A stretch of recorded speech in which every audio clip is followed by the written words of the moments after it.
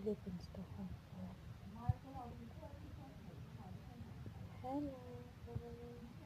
Welcome. Busy. Busy sa panonood. Salita ako ng salita dyan. Hindi ako pinapakinggan. Busy sa panonood. Pinapakita ko sa kanya yung isda. Wala. Hindi mo yan maano pag may pinapanood mo yan. Hindi ko naman sinasabi na ang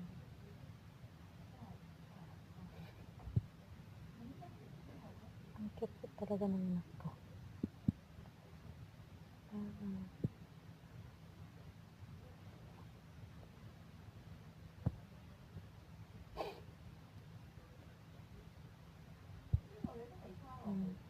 Asawa ko tako.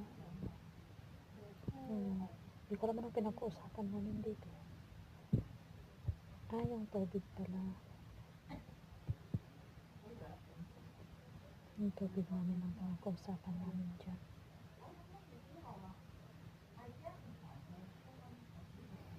Ang ginagawa mo, auntie? Sa bibig mo.